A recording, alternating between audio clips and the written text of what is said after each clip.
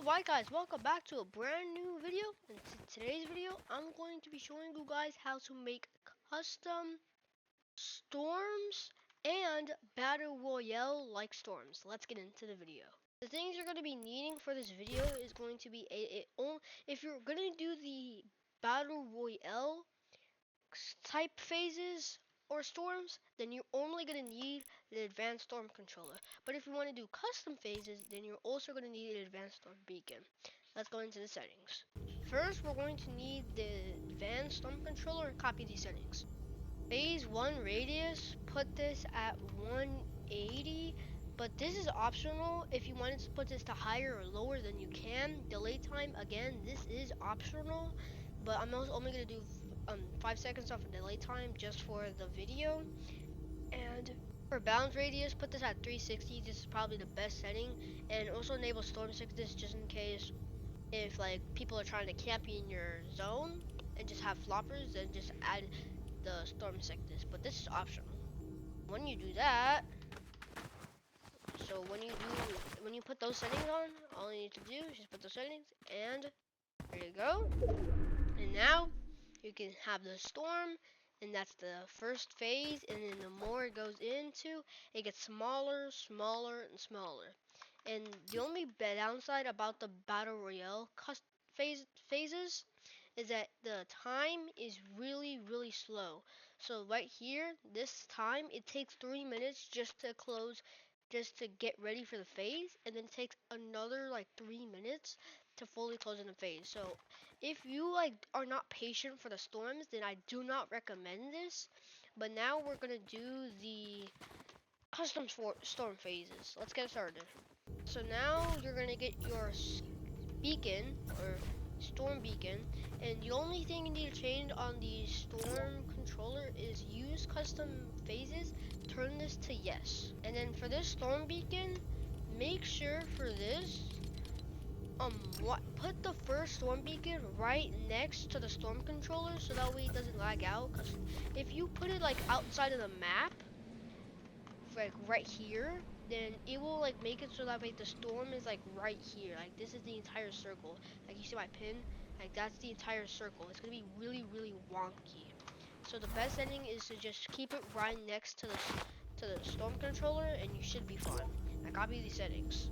Storm radius to 25.0. This is optional if you want it to be a really small like Zone Wars, and if you want it to be really big like Battle Royale, then increase it or decrease it. Wait time for this video, I'm just gonna put this at 0, and the damage level is gonna be at 5. And also the resize time, you can also change this. Like for instance, I could like be dumb and just put this at 30.1 seconds, and it will basically not make a difference, but it will still be cool, but it's not really gonna be cool. So this is also optional as well. If you do want it like this, then resize time is 30 seconds. But for this video, we're gonna also keep this at 25. And yeah, so once you do that, what you're gonna do is you're gonna go around your area and place these storm beacons around. Now, the main thing that you need to do is every single time you place a storm beacon, increase the phase by 1.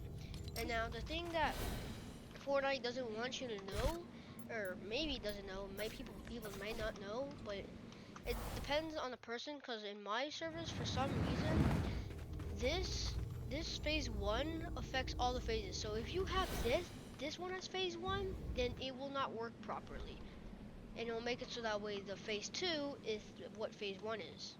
So make it so that way phase 2 is what phase 1 is. So this is technically, this is going to be supposed to be phase 1, but this should be phase 2. Phase 1 should be over here, right next to the storm beacon. And do not change the setting, or else it will bug. And then you just take your storm beacons, and every single time you place one, increase the phase by 1, and then, so when you do that, you increase it by 1. So then after you do all of those settings, spawn in, there's no storm, and then, see it doesn't have any delay time, so it automatically goes to the.